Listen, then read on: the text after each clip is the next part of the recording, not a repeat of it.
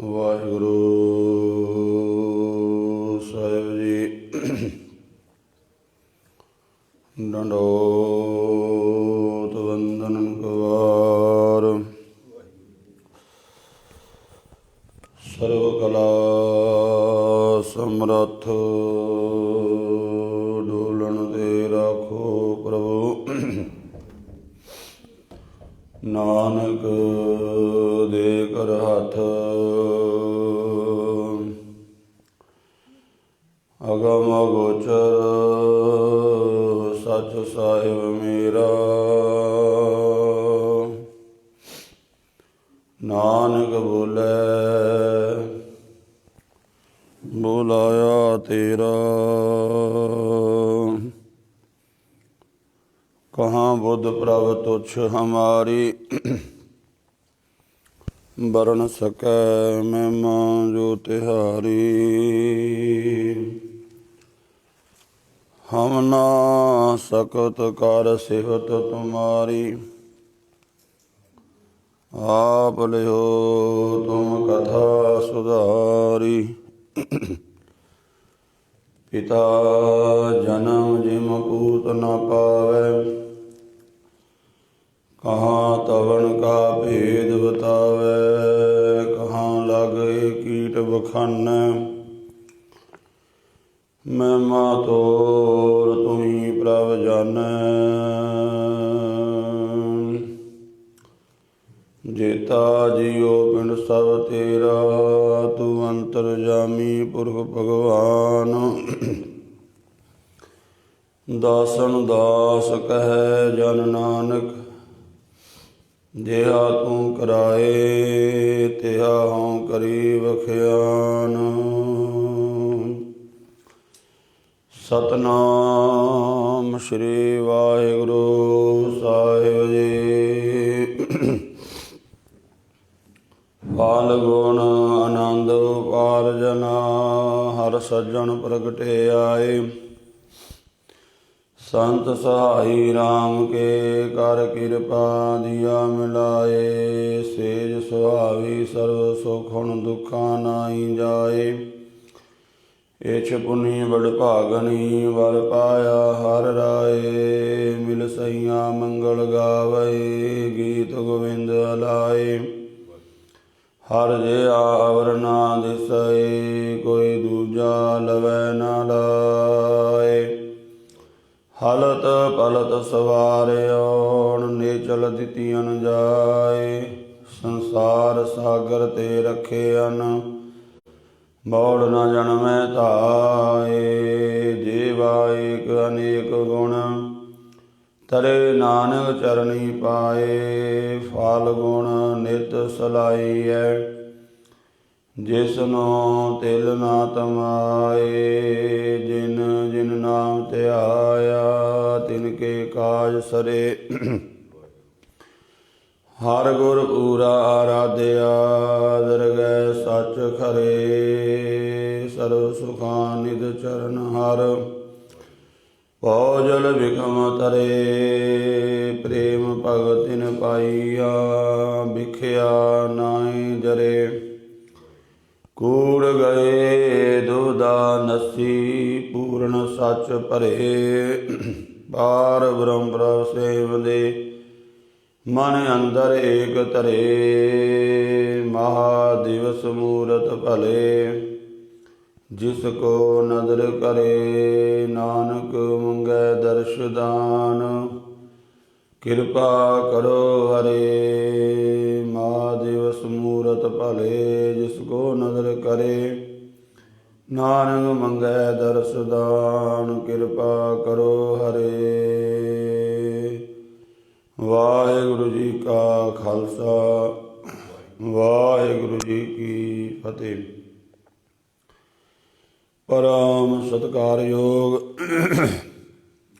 ਜੁਗੋ ਜੁਗ ਅਟਲ ਚਵਰ ਛਤਰ ਤਖਤ ਦੇ ਮਾਲਕ ਸ਼ਬਦ ਗੁਰੂ।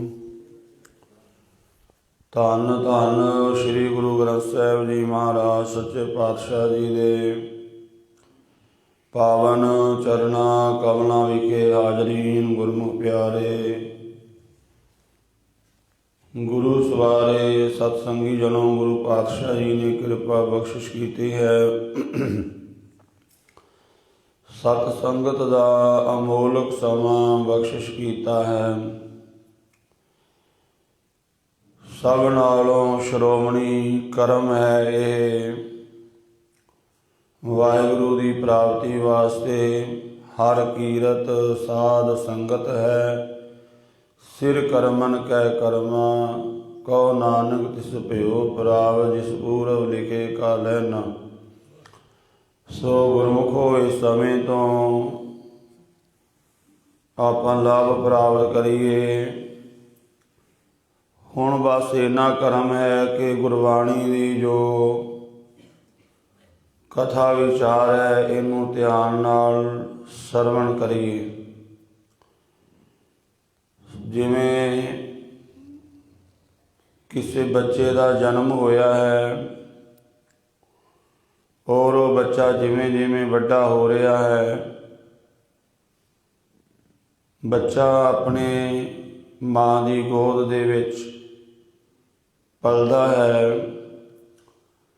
ਅਤੇ ਜਿਵੇਂ ਜਿਵੇਂ ਉਹ ਵੱਡਾ ਹੁੰਦਾ ਹੈ ਉਹਨੂੰ ਬੋਲਣ ਦੀ ਜਾਚ ਆ ਜਾਂਦੀ ਹੈ, ਉਹਨੂੰ ਤੁਰਨ ਫਿਰਨ ਦੀ ਜਾਚ ਆ ਜਾਂਦੀ ਹੈ। ਮਾਂ ਉਸ ਨੂੰ ਬੋਲਣਾ ਸਿਖਾਉਂਦੀ ਹੈ। ਮਾਂ ਕਹਿੰਦੀ ਹੈ ਇਸ ਤਰ੍ਹਾਂ ਬੋਲ, ਇਸ ਤਰ੍ਹਾਂ ਤੁਰ। ਅਤੇ ਜੇ ਉਹ ਬੱਚਾ ਅੱਗੋਂ ਹੁੰਗਾਰਾ ਹੀ ਨਾ ਭਰੇ, ਬੋਲਣ ਵਿੱਚ ਸਫਲ ਨਹੀਂ ਹੋ ਸਕੇਗਾ। ਮਾਂ ਇਸ਼ਾਰਾ ਕਰਦੀ ਹੈ, ਮੇਰੇ ਵੱਲ ਤੁਰ ਕੇ ਆ, ਬਾਹਾਂ ਉਲਾਰਦੀ ਹੈ। ਬੱਚਾ ਰਿੜ੍ਹਦਾ ਹੋਇਆ ਮਾਂ ਵੱਲ ਆਉਂਦਾ ਵੀ ਮਾਂ ਦੇ ਇਸ਼ਾਰੇ ਨੂੰ ਸਮਝ ਜਾਂਦਾ ਹੈ। ਜੋ ਬੱਚਾ ਮਾਂ ਦੇ ਇਸ਼ਾਰੇ ਨੂੰ ਸਮਝੇਗਾ ਨਹੀਂ, ਨਾ ਬੋਲੇਗਾ, ਨਾ ਤੁਰੇਗਾ, ਉਹ ਸੰਸਾਰ ਦੇ ਵਿੱਚ ਸਫਲ ਨਹੀਂ ਹੋ ਸਕੇਗਾ। ਜੋ ਸਤ ਸੰਗਤ ਹੈ ਇਹ ਸਾਡੀ ਮਾਂ ਹੈ। ਪਿਤਾ ਅਕਾਲ ਪੁਰਖ ਵਾਹਿਗੁਰੂ, ਔਰ ਜਦੋਂ ਆਪਾਂ ਨੂੰ ਇਹ ਜੀਵਨ ਮਿਲਿਆ ਹੈ ਉਸ ਅਕਾਲ ਪੁਰਖ ਵਾਹਿਗੁਰੂ ਨੇ ਇੱਥੇ ਦੁਨੀਆ ਵਿੱਚ ਭੇਜਿਆ ਹੈ। ਗੁਰੂ ਰੂਪੀ ਜਿਹੜੀ ਗੁਰੂ ਦੀ ਸੰਗਤ ਹੈ, ਇਸ ਮਾਂ ਦੀ ਗੋਦ ਵਿੱਚ ਸਿੱਖ ਦਾ ਜੀਵਨ ਵੱਧਦਾ ਹੈ। ਸੰਗਤ ਵਿੱਚ ਜੋ ਬੋਲਿਆ ਗਿਆ, ਵਿਚਾਰਿਆ ਗਿਆ, ਉਹਨੂੰ ਗੁਰਸਿੱਖ ਬੱਚੇ ਨੇ ਬੋਲਣਾ ਹੈ, ਸਮਝਣਾ ਹੈ ਇਸ਼ਾਰੇ ਨੂੰ। ਅਤੇ ਜਿਵੇਂ ਜਿਵੇਂ ਆਪਾਂ ਬੋਲਣ ਲੱਗ ਜਾਵਾਂਗੇ, ਸੰਗਤ ਵਿੱਚ ਆਪਾਂ ਨੂੰ ਕੀ ਉਪਦੇਸ਼ ਹੈ? ਵਾਹਿਗੁਰੂ ਦਾ ਨਾਮ ਜਪੋ। ਇਹ ਬੋਲਣਾ ਵਾਰ ਵਾਰ, ਇੱਕ ਵਾਰੀ ਨਹੀਂ ਕਹਿੰਦੀ ਮਾਂ, ਵਾਰ ਵਾਰ ਕਹਿੰਦੀ ਹੈ ਬੋਲ ਪਾਪਾ ਬੋਲ।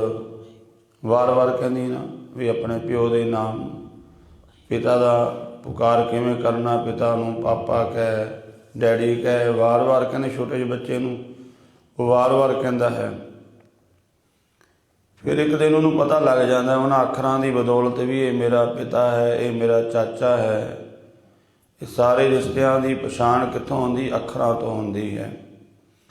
ਇਸੇ ਤਰ੍ਹਾਂ ਜਦੋਂ ਆਪਾਂ ਵਾਹਿਗੁਰੂ ਵਾਹਿਗੁਰੂ ਜਪਾਂਗੇ, ਸਾਨੂੰ ਆਪਣੇ ਉਸ ਵਾਹਿਗੁਰੂ ਪਰਮਾਤਮਾ ਦੀ, ਪਰਮੇਸ਼ਵਰ ਦੀ ਪਛਾਣ ਹੋ ਜਾਵੇਗੀ।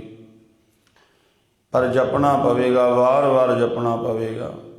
ਜਿਵੇਂ ਗੁਰੂ ਦੀ ਸੰਗਤ ਵਿੱਚੋਂ ਇਸ਼ਾਰਾ ਮਿਲਦਾ ਉਸੇ ਤਰ੍ਹਾਂ ਤੁਰਨਾ ਪਵੇਗਾ, ਤਾਂ ਸਾਡਾ ਜੀਵਨ ਸਫਲ ਹੋਵੇਗਾ।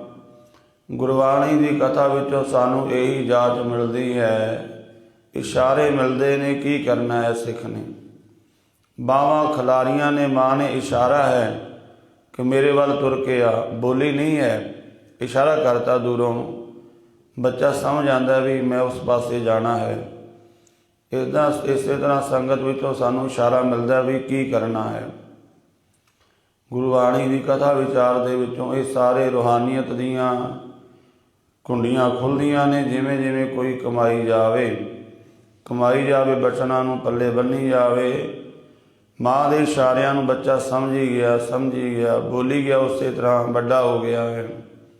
ਸੰਸਾਰ ਵਿੱਚ ਉਹਦੀ ਪਹਿਚਾਣ ਹੋ ਗਈ ਹੈ। ਉਸ ਨੂੰ ਸਾਰੇ ਰਿਸ਼ਤਿਆਂ ਦੀ ਪਹਿਚਾਣ ਹੋ ਗਈ ਹੈ। ਇਹ ਕੌਣ ਹੈ, ਮਾਸੀ ਹੈ, ਚਾਚੀ ਹੈ, ਤਾਈ ਹੈ, ਗੁਆਂਢੀ ਕੌਣ ਹੈ। ਤੋ ਇਸੇ ਤਰ੍ਹਾਂ ਜਦੋਂ ਆਪਾਂ ਨਾਮ ਜਪਾਂਗੇ ਸਾਨੂੰ ਵੀ ਪਤਾ ਲੱਗ ਜਾਵੇਗਾ। ਜਿਵੇਂ ਜਿਵੇਂ ਬੱਚਾ ਵੱਡਾ ਹੁੰਦਾ, ਮਾਂ ਦੱਸ ਦਿੰਦੀ ਉਸ ਘਰ ਨਹੀਂ ਜਾਣਾ, ਉਹ ਆਪਣਾ ਵਿਰੋਧੀ ਘਰ ਹੈ। ਰੋਕਦੇ ਨੇ ਨਾ ਵੀ ਉਸ ਥਾਂ 'ਤੇ ਨਹੀਂ ਜਾਣਾ। ਇਸੇ ਤਰ੍ਹਾਂ ਗੁਰਬਾਣੀ ਵੀ ਸਾਨੂੰ ਰੋਕਦੀ ਹੈ, ਮਾੜੇ ਪਾਸੇ ਨਹੀਂ ਜਾਣਾ, ਵਿਕਾਰਾਂ ਵਾਲੇ ਪਾਸੇ ਨਹੀਂ ਜਾਣਾ, ਉਸ ਪਾਸੇ ਨੁਕਸਾਨ ਹੈ। ਸੋ ਸਾਧ ਸੰਗਤ, ਅੱਜ ਫਲਗੁਣ ਦੇ ਮਹੀਨੇ ਦਾ ਆਗਾਜ਼ ਹੋਇਆ ਹੈ।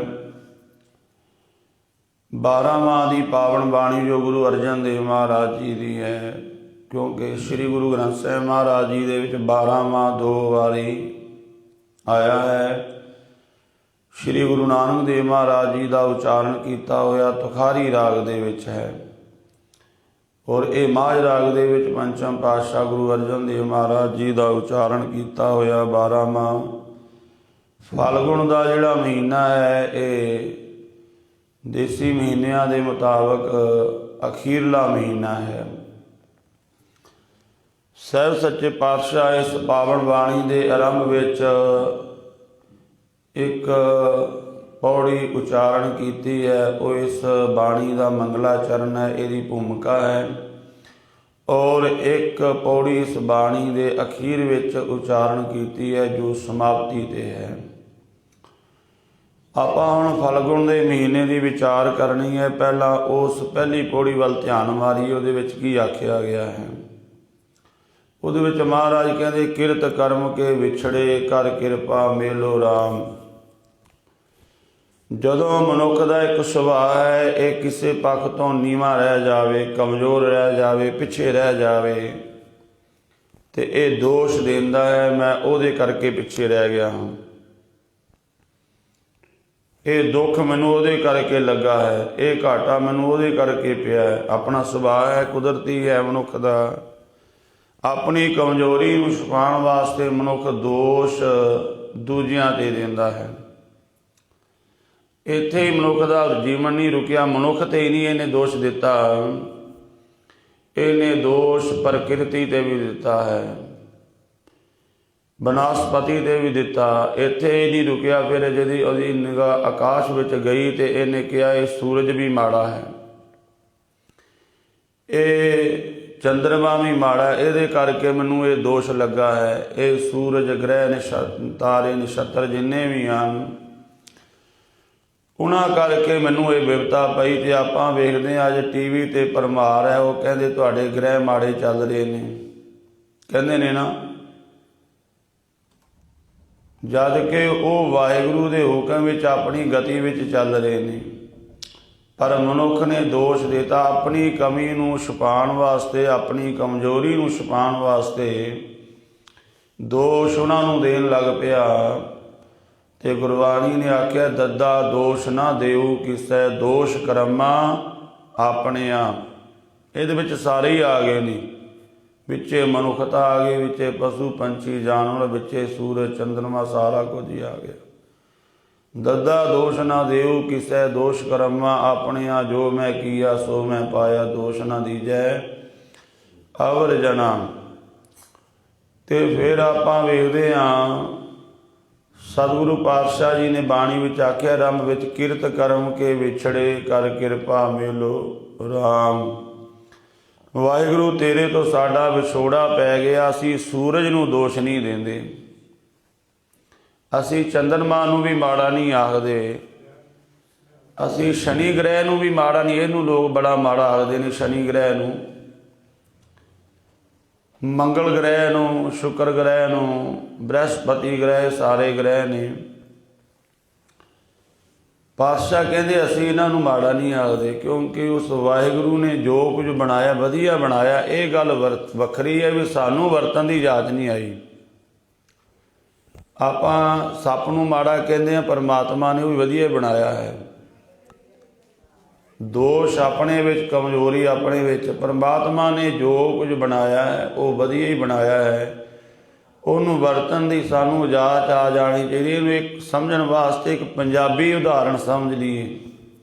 ਵੇਦਾਂਤ ਦਾ ਨਹੀਂ ਕੋਈ ਪ੍ਰਮਾਣ, ਸਿੱਧੀ ਜੀ ਜਿਵੇਂ ਬਿਜਲੀ ਪੈਦਾ ਕੀਤੀ ਸਾਇੰਸਦਾਨਾਂ ਨੇ। ਹੁਣ ਇਹਨੂੰ ਚਾਹੇ ਬੰਦਾ ਨੰਗੀਆਂ ਤਾਰਾਂ ਨੂੰ ਵੀ ਹੱਥ ਲਾ ਲਵੇ ਤੇ ਚਾਹੇ ਵਰਤ ਕੇ 100 ਤਰ੍ਹਾਂ ਦੇ ਸੁੱਖ ਲੈ ਸਕਦਾ ਹੈ। ਤੇ ਦੋਸ਼ ਬਿਜਲੀ ਨੂੰ ਦੇਣ ਲੱਗ ਜੇ, ਬਿਜਲੀ ਨੇ ਮੈਨੂੰ ਮਾਰਤਾ, ਕਰੰਟ ਲੱਗ ਗਿਆ। ਬਿਜਲੀ ਦਾ ਦੋਸ਼ ਨਹੀਂ ਹੈ, ਬਣਾਉਣ ਵਾਲੇ ਦਾ ਵੀ ਦੋਸ਼ ਨਹੀਂ। ਉਹਨੇ ਤਾਂ ਵਧੀਆ ਚੀਜ਼ ਬਣਾ ਕੇ ਦੇ ਦਿੱਤੀ, ਲਓ ਵਰਤੋ, ਸੁੱਖ ਲਵੋ। ਗੱਡੀ ਵਾਲੇ ਮਕੈਨਿਕ ਨੇ ਗੱਡੀ ਬਣਾ ਦਿੱਤੀ, ਲੈ ਵੀ ਚਲਾ।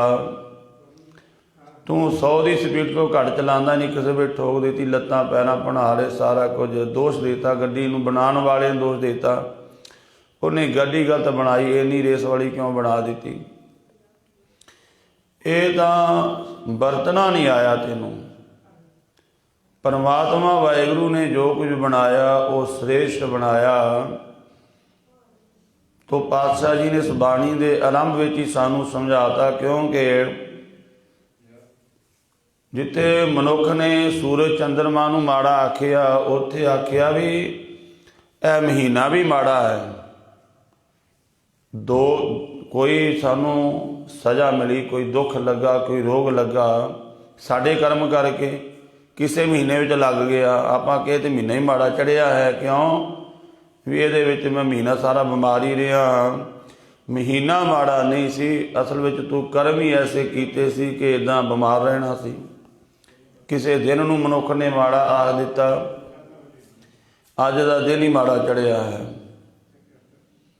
ਪਾਤਸ਼ਾਹ ਨੇ ਇਸ ਬਾਣੀ ਦੇ ਅਖੀਰ ਵਿੱਚ ਆ ਦਿੱਤਾ ਹੈ, ਮਹਾ ਦਿਵਸ ਮੂਰਤ ਭਲੇ ਜਿਸ ਕੋ ਨਜ਼ਰ ਕਰੇ, ਸੋ ਕਿਰਤ ਕਰਮ ਕੇ ਵਿਛੜੇ ਕਰ ਕਿਰਪਾ ਮੇਲੋ ਰਾਮ, ਚਾਰ ਕੁੰਟ ਦੈ ਦਿਸ ਭ੍ਰਮੇ ਥਕ ਆਏ ਪ੍ਰਭ ਕੀ ਸ਼ਾਮ। ਚਾਰੇ ਕੁੰਟਾਂ ਵਿੱਚ ਆਪਾਂ ਘੁੰਮ ਚੁੱਕੇ ਹਾਂ ਗੁਰਮੁਖੋ, ਸਾਰੇ ਸੰਸਾਰ ਦੇ ਵਿੱਚ, ਦਸੇ ਦਿਸ਼ਾਵਾਂ ਦੇ ਵਿੱਚ। ਸਾਡੀ ਇਹ ਆਤਮਾ ਪਤਾ ਨਹੀਂ ਕਿਹੜੀਆਂ ਕਿਹੜੀਆਂ ਦੁਨੀਆਂ ਵਿੱਚ, ਕਿਹੜੇ ਕਿਹੜੇ ਥਾਂ ਤੇ ਘੁੰਮ ਕੇ ਆਈ। ਸਾਰੇ ਸੰਸਾਰ ਦਾ ਭਰਮਣ, ਸਾਰੇ ਬ੍ਰਹਿਮੰਡ ਦਾ ਭਰਮਣ ਆਤਮਾ ਕਰ ਚੁੱਕੀ, ਤਾਂ ਇਹ ਮਨੁੱਖਾ ਦੇਹ ਮਿਲੀ। ਦੇਖੋ ਕਿੰਨੇ ਲੰਮੇ ਸਮੇਂ ਬਾਅਦ ਸਾਨੂੰ ਇਹ ਆਖਰੀ ਪੌੜੀ ਹੈ। ਮਹਾਰਾਜ ਕਹਿੰਦੇ ਨੇ ਨਾ, ਇਸ ਪੌੜੀ ਤੇ ਜੋ ਨਰ ਚੁੱਕੈ ਸੋ ਆਏ ਜਾਏ ਦੁੱਖ ਪਾਏਂਦਾ। ਪੌੜੀ ਦੇ ਅਖੀਰਲੇ ਡੰਡੇ ਤੇ ਪਹੁੰਚਿਆ ਹੋਇਆ, ਮੰਜ਼ਲ ਤੇ ਪਹੁੰਚਣ ਵਾਲਾ ਸੀ, ਛੱਤ ਤੇ ਚੜ੍ਹਨ ਵਾਲਾ ਸੀ, ਹੱਥ ਛੁੜਕ ਗਿਆ ਤੇ ਉਦੋਂ ਅਖੀਰਲੇ ਡੰਡੇ ਤੋਂ ਡਿੱਗਿਆ ਹੋਇਆ ਪਤਾ ਕਿੰਨੀ ਸੱਟ ਲੱਗਦੀ ਹੈ। ਬਿਲਕੁਲ ਇਸੇ ਤਰ੍ਹਾਂ ਇਹ ਮਨੁੱਖਾ ਜਨਮ ਬਹੁਤ ਦੁਰਲੱਭ ਹੈ। ਜੇਕਰ ਇਹ ਨਾ ਸੰਭਾਲਿਆ ਤੇ ਬੜਾ ਭਾਰੀ ਦੁੱਖ ਪ੍ਰਾਪਤ ਹੋਵੇਗਾ। ਇਸ ਪੌੜੀ ਤੇ ਜੋ ਨਰ ਚੁੱਕੈ ਸੋ ਆਏ ਜਾਏ ਦੁੱਖ ਪਾਏਂਦਾ। ਪੌੜੀ ਦੇ ਅਖੀਰਲੇ ਡੰਡੇ ਤੇ ਗਿਆ, ਧਿਆਨ ਤੋਂ ਬੇਧਿਆਨਾ ਹੋਇਆ, ਆਪਣੇ ਲਕਸ਼ ਵੱਲ ਨਹੀਂ ਵੇਖਿਆ ਵੀ ਮੈਂ ਕਿੱਥੇ ਆ ਗਿਆ, ਧਿਆਨ ਪਿੱਛੇ ਚਲਾ ਗਿਆ, ਹੱਥ ਛੁੜਕ ਗਿਆ, ਡਿੱਗਿਆ, ਲੱਤ ਬਾਂਹ ਟੁੱਟ ਗਈ, ਕਿੰਨਾ ਭਾਰੀ ਕਸ਼ਟ ਹੈ। ਇਸੇ ਤਰ੍ਹਾਂ ਗੁਰਮੁਖੋ ਹੁਣ ਪਿੱਛੇ ਵੇਖਣ ਦਾ ਸਮਾਂ ਨਹੀਂ ਹੈ। ਹੁਣ ਅੱਗੇ ਕੌਣ ਹੈ? ਪਰਮਾਤਮਾ ਵਾਹਿਗੁਰੂ ਸਾਡੇ, ਉਹਦੇ ਵਿੱਚ ਧਿਆਨ ਜੋੜਨ ਦੀ ਲੋੜ ਹੈ, ਨਾ ਕਿ ਪਿੱਛੇ ਵੇਖੀਏ ਵੀ ਪਿੱਛੇ ਕੀ ਕੁਝ ਹੋਇਆ ਹੈ। ਤੋ ਗੁਰੂ ਪਾਤਸ਼ਾਹ ਜੀ ਸਾਨੂੰ ਇਸ ਪਾਵਨ ਬਾਣੀ ਦੇ ਦੁਆਰਾ ਜੋ ਉਪਦੇਸ਼ ਦਿੱਤਾ ਹੈ, ਪਹਿਲਾ ਮਹੀਨਾ ਹੈ ਚੇਤ ਦਾ। ਚੇਤ ਆਪਣੇ ਕਰਮਾਂ ਕਰਕੇ ਵਿਛੜ ਗਏ, ਬੜਾ ਦੁੱਖ ਪਾਇਆ, ਹੁਣ ਰੱਬ ਦੀ ਸ਼ਰਨ ਵਿੱਚ ਆ ਗਏ ਹਾਂ। ਸ਼ਰਨ ਵਿੱਚ ਆਏ ਦੀ ਨਿਸ਼ਾਨੀ ਕੀ ਹੈ? ਉਹ ਰੱਬ ਦਾ ਨਾਮ ਚੇਤੇ ਕਰਨ ਲੱਗ ਜਾਂਦਾ ਹੈ। ਮਹਾਰਾਜ ਕਹਿੰਦੇ ਤੂੰ ਵੀ ਚੇਤ ਗੋਬਿੰਦ ਆਰਾਧੀਐ, ਹੋਵੇ ਆਨੰਦ ਘਣਾ। ਦੂਸਰਾ ਮਹੀਨਾ ਵਿਸਾਖ।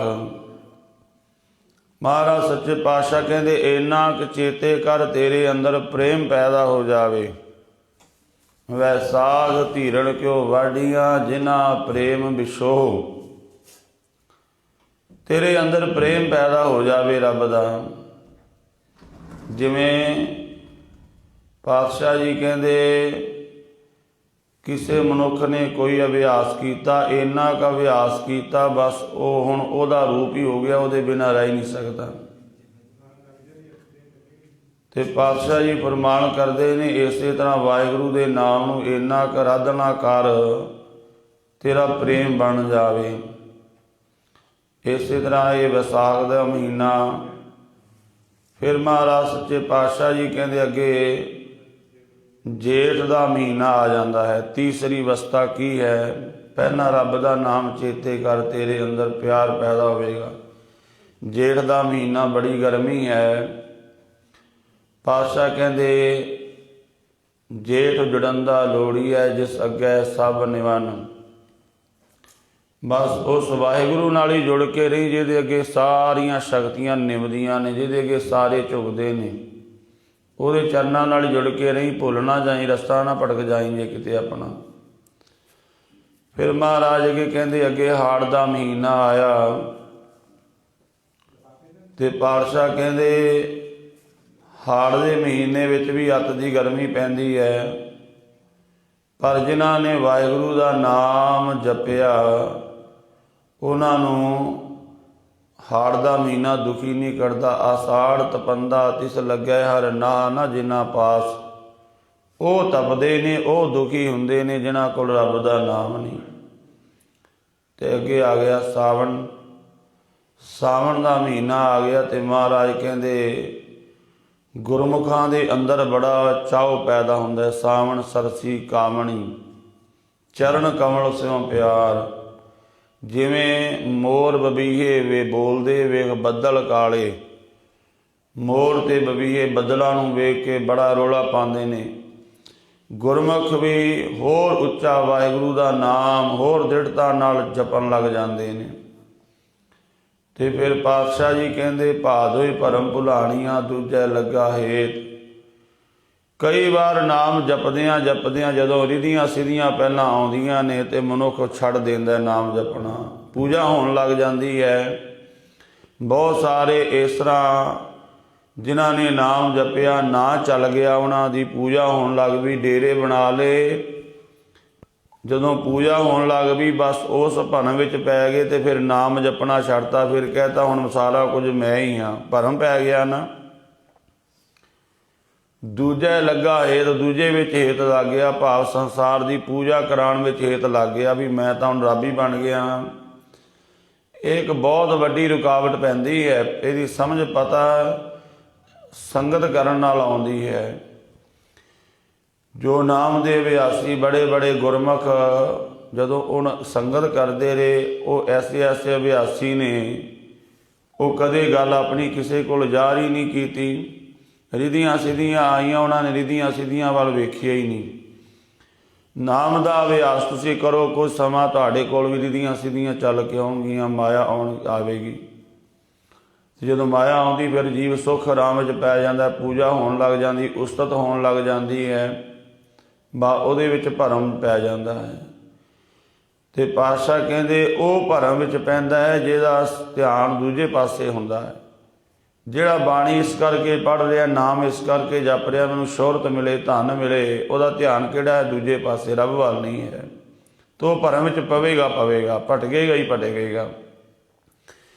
ਉਸ ਤੋਂ ਅੱਗੇ ਮਹਾਰਾਜ ਕਹਿੰਦੇ ਅਸੁਣ ਪ੍ਰੇਮ ਮਾੜਾ ਕਿਉਂ ਮਿਲੀਏ ਹਰ ਜਾਏ। ਜਿਨ੍ਹਾਂ ਨੇ ਇਹ ਅਵਸਥਾ ਵੀ ਸਰ ਕਰ ਲਈ ਰਿਧੀਆਂ ਸਿੱਧੀਆਂ ਵਾਲੀ, ਉਹਨਾਂ ਦੇ ਅੰਦਰ ਪ੍ਰੇਮ ਨੇ ਫਿਰ ਬੜਾ ਉਮਾੜਾ ਉਛਾਲਾ ਮਾਰਿਆ, ਕਿਵੇਂ ਰੱਬ ਨੂੰ ਮਿਲਿਆ ਜਾਵੇ। ਤਾਂ ਪਾਤਸ਼ਾਹ ਕਹਿੰਦੇ ਸੰਤ ਸਹਾਈ ਪ੍ਰੇਮ ਕੇ ਕਰ ਕਿਰਪਾ ਦੀਆ ਮਿਲਾਏ। ਉਹ ਰੱਬ ਦੇ ਪਿਆਰਿਆਂ ਦੀ ਸੰਗਤ ਕਰੀ ਜਾਈਂਗੇ। ਇਹ ਕਰਮ ਨਾ ਛੱਡੀ ਕਦ ਤੱਕ ਕਰਮ ਕਮਾਵਣੇ। ਇਹ ਕਰਮ ਜ਼ਰੂਰ ਕਰੀ, ਰੱਬ ਦੇ ਪਿਆਰਿਆਂ ਦੀ ਸੰਗਤ ਕਰਨ ਵਾਲਾ ਕਰਮ, ਕਿਉਂਕਿ ਕਰਮਾਂ ਕਰਕੇ ਸਾਰਾ ਕੁਝ ਮਹਾਰਾਜ ਕਹਿੰਦੇ ਖੇਡ ਵਰਤਦੀ ਹੈ। ਦੋਸ਼ ਵੀ ਬੰਦਾ ਰੱਬ ਨੂੰ ਵੀ ਦਿੰਦਾ ਹੈ ਨਾ, ਤੇ ਉਹ ਕਹਿੰਦਾ ਵੀ ਇਹ ਕੀਤੇ ਹੋਏ ਇਹਦੇ ਕਰਮ ਸੀ, ਇਹਨੂੰ ਸਜ਼ਾ ਮਿਲੀ ਤੇ ਇਹਨੇ ਦੋਸ਼ ਰੱਬ ਨੂੰ ਦੇਤਾ। ਕਦ ਤੱਕ ਕਰਮ ਕਮਾਵਣੇ ਦੋਸ਼ ਨਾ ਕਾਹੂ ਜੋਗ, ਪਰਮੇਸ਼ਰ ਤੇ ਭੁੱਲਿਆ ਵਿਆਪਣ ਸਭੇ ਰੋਗ। ਇਹ ਕਰਮ ਤੂੰ ਕਰੀ ਚੱਲੀ, ਜਿੱਥੇ ਤੂੰ ਨਾਮ ਜਪਣਾ ਬਾਣੀ ਪੜ੍ਹਨੀ ਉੱਥੇ ਸਤ ਸੰਗਤ ਵਾਲਾ ਕਰਮ ਨਾ ਛੱਡੀ ਜੇ। ਕਿਉਂਕਿ ਬਾਣੀ ਵਿੱਚ ਕਹਿਤਾ ਹਰ ਕੀਰਤ ਸਾਧ ਸੰਗਤ ਹੈ, ਸਿਰ ਕਰਮਣ ਕਹਿ ਕਰਮਾ। ਤੋ ਇਸ ਤਰ੍ਹਾਂ ਮਹਾਰਾਜ ਕਹਿੰਦੇ ਫਿਰ ਅੱਗੇ ਮੱਘਰ ਦਾ ਮਹੀਨਾ ਆ ਗਿਆ, ਤੇ ਜਿਨ੍ਹਾਂ ਨੇ ਨਾਮ ਜਪਿਆ ਉਹਨਾਂ ਨੂੰ ਫਿਰ ਰਸ ਆਉਣ ਲੱਗ ਪਿਆ।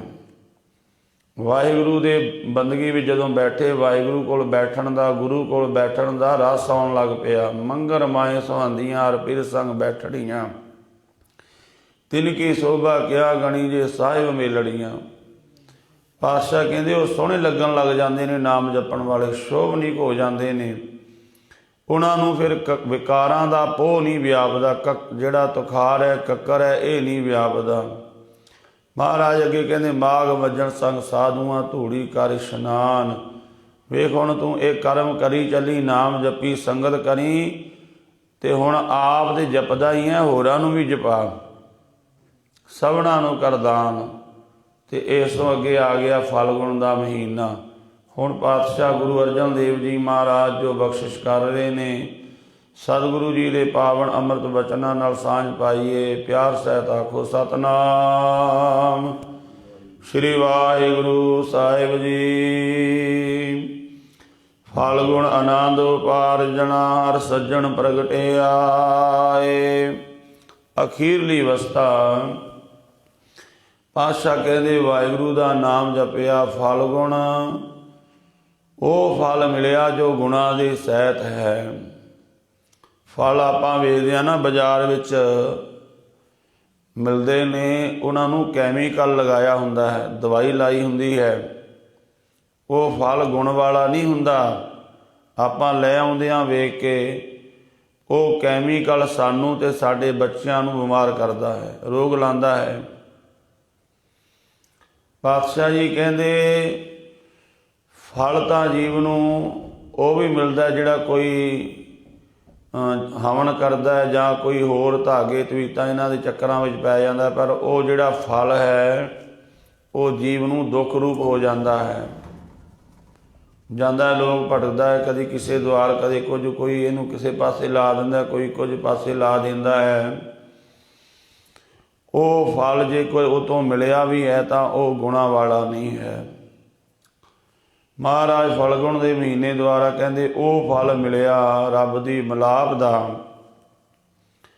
ਫਲਗੁਣ ਆਨੰਦ ਉਪਾਰਜਣਾ, ਉਹ ਫਲ ਮਿਲਿਆ ਜੋ ਗੁਣਾਂ ਦੇ ਸਹਿਤ ਸੀ। ਉਹ ਵੇਖਦਿਆਂ ਹੀ, ਉਹਦੇ ਪ੍ਰਾਪਤ ਕਰਦਿਆਂ ਹੀ ਆਨੰਦ ਪੈਦਾ ਹੋ ਗਿਆ।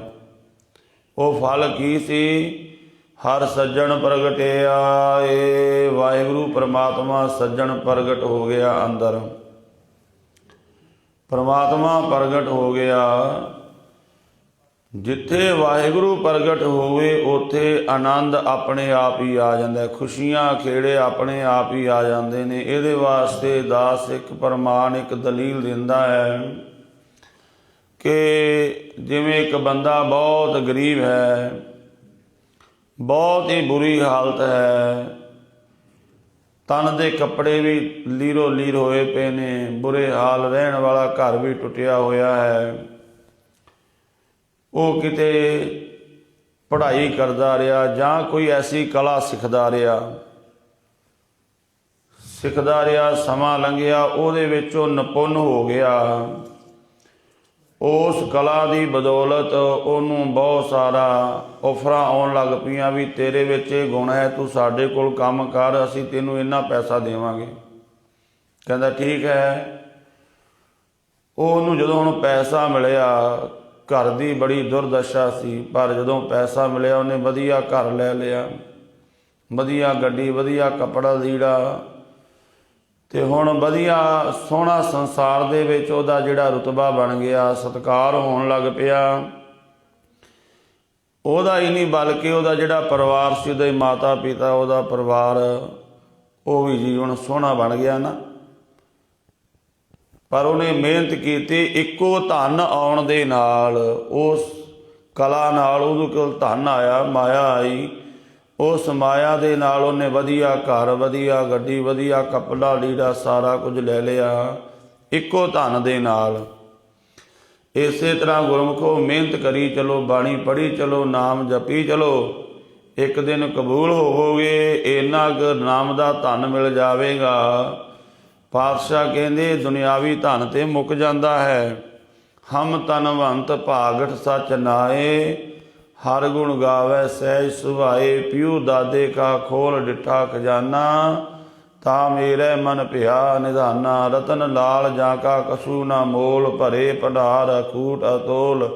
खावे खर्चै रल मिल भाई, तोट न आवे बददो जाई। कहो नानक जिस मस्तक लेख लिखाए, सो एत खजाने लिया रलाए। पढ़ी चलो बाणी, करिया करो गुरु की संगत, करी चलो सेवा दृढ़ता दे नाल। ਇਹਦਾ ਇੰਨਾ ਵੱਡਾ ਲਾਭ ਬਿਆਨ ਨਹੀਂ ਕੀਤਾ ਜਾ ਸਕਦਾ। ਪਰ ਹੁਣ ਤੁਹਾਨੂੰ ਇੱਦਾਂ ਲੱਗੇਗਾ ਵੀ ਭਾਈ ਸਾਹਿਬ ਐਵੇਂ ਗੱਲਾਂ ਮਾਰੀ ਜਾਂਦਾ ਹੈ। ਜਿਵੇਂ ਅਧਿਆਪਕ ਬੱਚਿਆਂ ਨੂੰ ਜਦੋਂ ਪੜ੍ਹਾਉਂਦਾ ਹੁੰਦਾ ਹੈ ਨਾ ਟੀਚਰ, ਉਹ ਕਹਿੰਦਾ ਤੁਸੀਂ ਪੜ੍ਹਾਈ ਕਰੋ ਮਨ ਲਗਾ ਕੇ, ਬਹੁਤ ਵੱਡੇ ਅਫਸਰ ਬਣ ਜਾਓਗੇ, ਬਹੁਤ ਵੱਡੀਆਂ ਪਦਵੀਆਂ ਮਿਲਣਗੀਆਂ। ਉਹ ਬੱਚੇ ਕਹਿੰਦੇ ਨੇ ਖਹਿੜਾ ਹੀ ਨਹੀਂ ਛੱਡਦਾ, ਬੋਲੀ ਜਾਂਦਾ, ਦਿਮਾਗ ਹੀ ਖਾ ਲੈਂਦਾ ਹੈ। ਬੱਚੇ ਕਹਿੰਦੇ ਨੇ ਆਪਾਂ ਕਹਿੰਦੇ ਸੀ ਟੀਚਰਾਂ ਨੂੰ, ਆਪਾਂ ਵੀ ਕਹਿੰਦੇ ਸੀ ਵੀ ਇਹ ਟੀਚਰ ਬੜਾ ਖਤਰਨਾਕ, ਬੜਾ ਮਾਰਦਾ ਕੁੱਟਦਾ ਵੀ, ਬੋਲਦਾ ਵੀ ਬੜਾ, ਐਵੇਂ ਬੋਲੀ ਜਾਂਦਾ ਹੈ। ਪਰ ਜਦੋਂ ਪੜ੍ਹਾਈ ਕਰਕੇ ਕਿਸੇ ਰੁਤਬੇ 'ਤੇ ਪਹੁੰਚੇ, ਫਿਰ ਪਤਾ ਲੱਗਾ ਵੀ ਉਹ, ਫਿਰ ਆਪਾਂ ਨੂੰ ਕਿਤੇ ਮਿਲੇ, ਆਪਾਂ ਭੱਜ ਕੇ ਉਹਦੇ ਪੈਰੀਂ ਹੱਥ ਲਾਉਂਦੇ ਹਾਂ। ਕਿਉਂ ਕਿ ਅੱਜ ਤੁਹਾਡੀ ਬਦੌਲਤ ਮੈਂ ਇਸ ਰੁਤਬੇ 'ਤੇ ਪਹੁੰਚ ਗਿਆ। ਪਰ ਉਹ ਜਦੋਂ ਬੋਲਦਾ ਸੀ ਉਦੋਂ ਭੈੜਾ ਲੱਗਦਾ ਸੀ। ਹੁਣ ਆਪਾਂ ਨੂੰ ਕਥਾ ਚੰਗੀ ਨਹੀਂ ਲੱਗਦੀ, ਬੋਲੀ ਜਾਂਦਾ ਐਵੇਂ। ਪਰ ਇਹ ਗੁਰਬਾਣੀ ਦੀ ਕਥਾ ਗੁਰਮੁਖੋ, ਇਹ ਜਦੋਂ ਆਪਾਂ ਵਿਚਾਰਾਂਗੇ, ਇਹਨੂੰ ਪੜ੍ਹਾਂਗੇ, ਵਿਚਾਰਾਂਗੇ, ਕਮਾਵਾਂਗੇ, ਇੱਕ ਦਿਨ ਇਹ ਪਦਵੀ ਮਿਲੇਗੀ। ਫਿਰ ਪਤਾ ਲੱਗੇਗਾ ਉਹ ਸੰਗਤ ਕੀਤੀ ਹੋਈ ਦਾ ਕਿੰਨਾ ਲਾਭ ਸਾਨੂੰ ਮਿਲਿਆ ਹੈ। ਤੋ ਪਾਤਸ਼ਾਹ ਪ੍ਰਮਾਣ ਕਰਦੇ ਨੇ, ਵਾਹਿਗੁਰੂ ਪਰਮਾਤਮਾ ਸੱਜਣ ਪ੍ਰਗਟ ਹੋ ਗਿਆ। ਸੱਜਣ ਦੇ ਪ੍ਰਗਟ ਹੁੰਦਿਆਂ ਆਨੰਦ ਹੀ ਆਨੰਦ ਬਣ ਗਿਆ। ਸੰਤ ਸਹਾਈ ਰਾਮ ਕੇ ਕਰ ਕਿਰਪਾ ਦੀਆ ਮਿਲਾਏ। ਪਰ ਇਹ ਹੋਇਆ ਕਿਵੇਂ, ਖੇਡ ਵਰਤੀ ਕਿਵੇਂ ਹੈ। ਜਿਵੇਂ ਆਰੰਭ ਵਿੱਚ ਬੇਨਤੀ ਕੀਤੀ, ਬੱਚਾ ਮਾਂ ਉਹਨੂੰ ਕਹਿੰਦੀ ਐਵੇਂ ਬੋਲ, ਇਸ ਤਰ੍ਹਾਂ ਤੁਰ, ਇਸ ਪਾਸੇ ਨਹੀਂ ਜਾਣਾ, ਰੋਕਦੀ ਹੈ, ਕੁਝ ਪਾਸੇ ਰੋਕਦੀ ਹੈ। ਬਾਣੀ ਵਿੱਚ ਵੀ ਆਖਿਆ ਹੈ, ਅਲਪ ਮਤ ਬਾਲਕ ਬਪਰੇ ਕੀ, ਸਰਪ ਅਗਨ ਕਰ ਮੇਲ ਹੈ। ਕਹਿੰਦੇ ਉਹ ਸੱਪ ਤੇ ਅਗਨ ਨਾਲ ਮੇਲ ਕਰਨਾ ਚਾਹੁੰਦਾ ਹੈ, ਸੱਪ ਨੂੰ ਪਕੜਨਾ ਚਾਹੁੰਦਾ ਹੈ। ਅੱਗ ਨੂੰ ਪਕੜਨ ਮਾਂ ਜਿਹੜੀ ਚੰਡ ਵੀ ਮਾਰ ਦਿੰਦੀ ਹੈ, ਬਾਂਹ ਤੋਂ ਫੜ ਕੇ ਖਿੱਚ ਲੈਂਦੀ, ਨਹੀਂ ਇੱਧਰ ਨਹੀਂ ਜਾਣਾ। ਇਹ ਸਤ ਸੰਗਤ ਸਾਡੀ ਮਾਂ ਹੈ। ਸਤ ਸੰਗਤ ਸਾਨੂੰ ਉਪਦੇਸ਼ ਦਿੰਦੀ ਹੈ, ਬੋਲ ਵਾਹਿਗੁਰੂ। ਸੰਗਤ ਵਿੱਚੋਂ ਸਾਨੂੰ ਉਪਦੇਸ਼ ਮਿਲਦਾ ਹੈ, ਨਾਮ ਜਪੋ, ਬਾਣੀ ਪੜ੍ਹੋ। ਅਤੇ ਜੇ ਆਪਾਂ ਇਹ ਕਰੀ ਚੱਲਾਂਗੇ ਕਾਮਯਾਬ ਹੋਵਾਂਗੇ। ਪਾਤਸ਼ਾਹ ਕਹਿੰਦੇ ਸੰਤ ਸਹਾਈ ਰਾਮ ਕੇ, ਆਪ ਸਾਰੇ ਸੰਤ ਹੋ, ਗੁਰਮੁਖ ਹੋ। ਮਿਲਾਪ ਦੇ ਵਿੱਚ, ਰੱਬ ਦੇ ਮਿਲਾਪ ਦੇ ਵਿੱਚ ਸੰਗਤਾਂ ਦਾ ਦਿਓ ਸੱਜਣ ਅਸੀਸੜੀਆਂ। ਮਹਾਰਾਜ ਗੁਰੂ ਨਾਨਕ ਪਾਤਸ਼ਾਹ ਨੇ ਕਹਿ ਦਿੱਤਾ। ਇਸ ਤੋਂ ਉੱਪਰ ਤਾਂ ਗੱਲ ਹੋਰ ਕੀ ਹੋ ਸਕਦੀ ਹੈ। ਸੋਹਲਾ ਸਾਹਿਬ ਦੀ ਬਾਣੀ ਪੜ੍ਹਦੇ ਹੋ ਨਾ, ਮਹਾਰਾਜ ਕਹਿੰਦੇ ਦਿਓ ਸੱਜਣ ਅਸੀਸੜੀਆਂ, ਜਿਉ ਹੋਵੇ ਸਾਹਿਬ ਸਿਓ ਮੇਲ। ਐ ਗੁਰੂ ਦੀ ਸੰਗਤ ਅਸੀਸ ਦੇਵੋ ਕਿ ਮੇਰਾ ਰੱਬ ਨਾਲ ਮਿਲਾਪ ਹੋ ਜਾਵੇ, ਮਿਲਾਪ ਹੋ ਜਾਵੇ ਉਸ ਅਕਾਲ ਪੁਰਖ ਵਾਹਿਗੁਰੂ ਦੇ ਨਾਲ।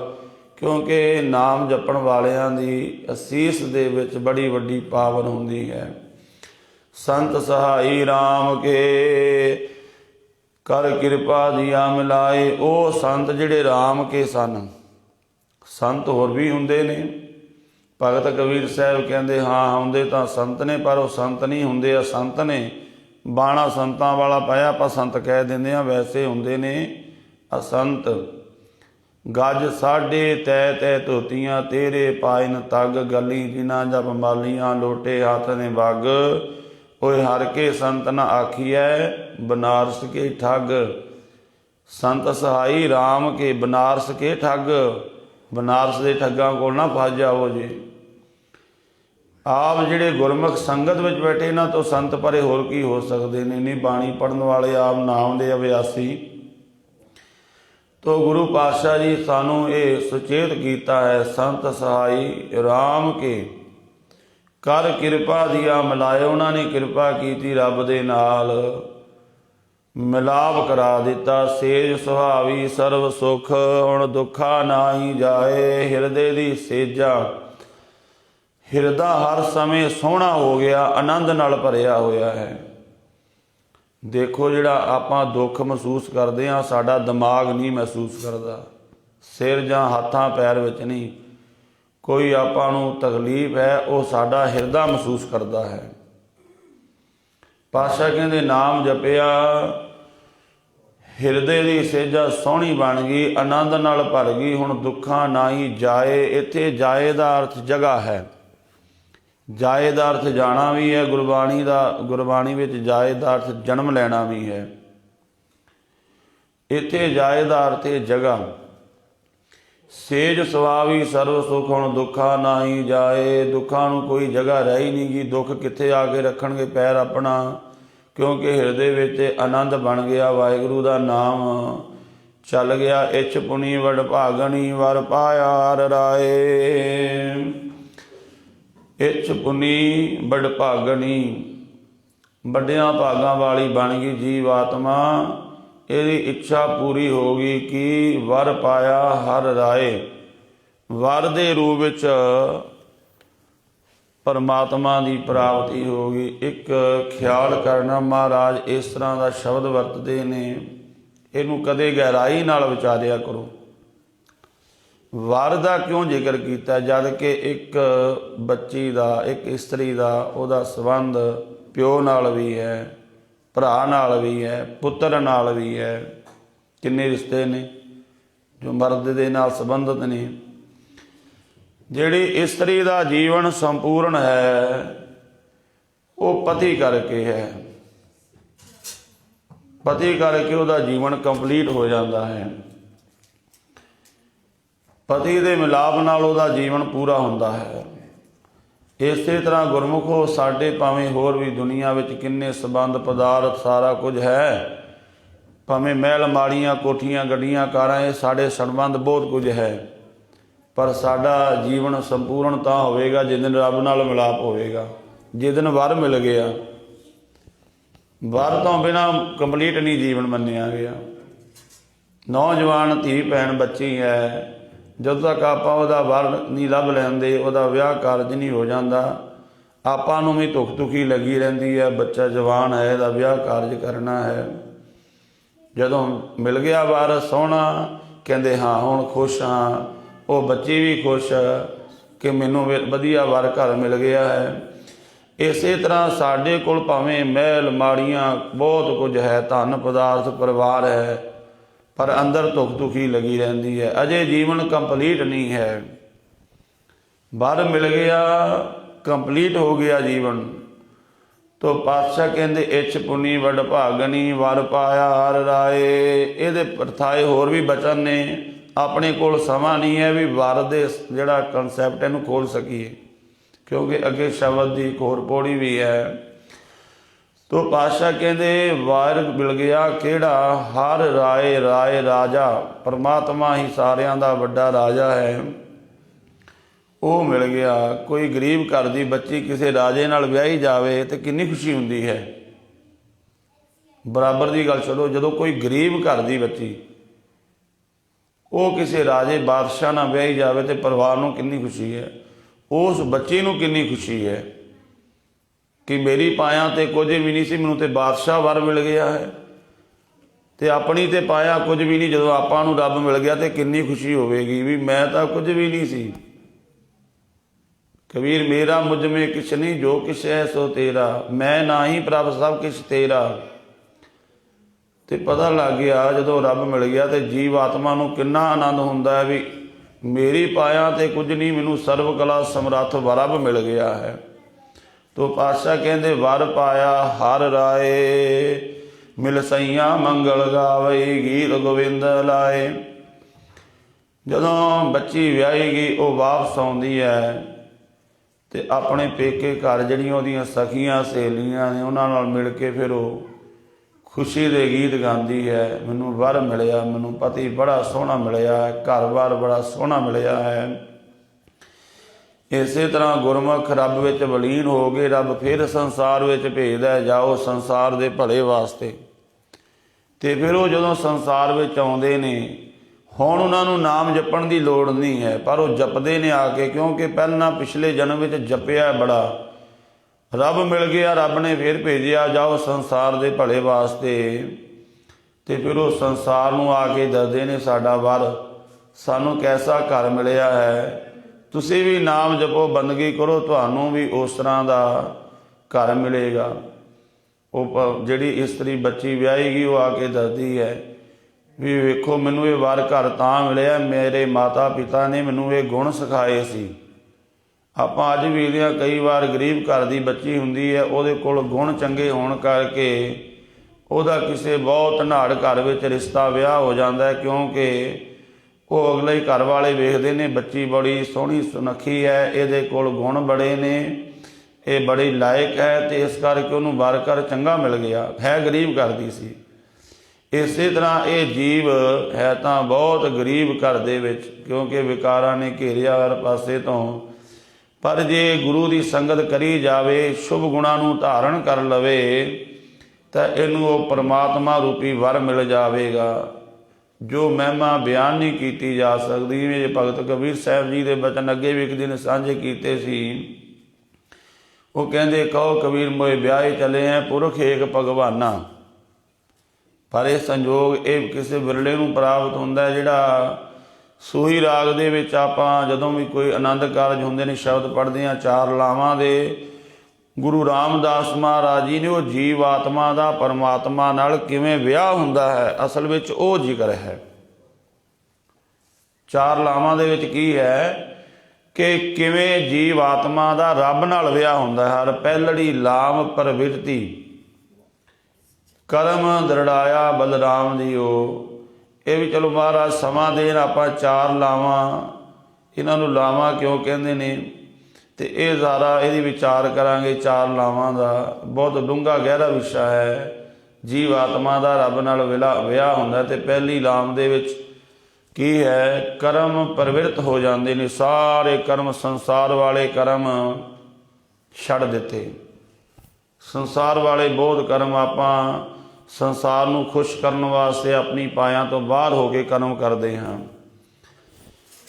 ਇਹ ਹੁਣ ਇੱਥੋਂ ਤੱਕ ਜਿਹੜਾ ਆਪਾਂ ਅਖੰਡ ਪਾਠ ਵੀ ਕਰਾਉਂਦੇ ਹਾਂ, ਇਹ ਵੀ ਤਾਂ ਕਰਾਉਂਦੇ ਹਾਂ ਗੁਰੂ ਦੀ ਖੁਸ਼ੀ ਲੈਣ ਵਾਸਤੇ ਨਹੀਂ ਕੀਤਾ। ਕਰਾਉਂਦੇ ਨੇ ਗੁਰੂ ਦੀ ਖੁਸ਼ੀ ਵਾਸਤੇ ਵੀ ਬਹੁਤ, ਪਰ ਬਹੁਤਿਆਂ ਨੂੰ ਇਹਦਾ ਕੋਠੀ ਬਣਾਈ ਹੈ, ਅਤੇ ਆਂਢੀ ਗੁਆਂਢੀ ਕੀ ਕਹਿਣਗੇ ਵੀ ਇਹਨਾਂ ਨੇ ਤਾਂ ਸੁਖਮਨੀ ਸਾਹਿਬ ਦਾ ਪਾਠ ਹੀ ਨਹੀਂ ਕਰਾਇਆ।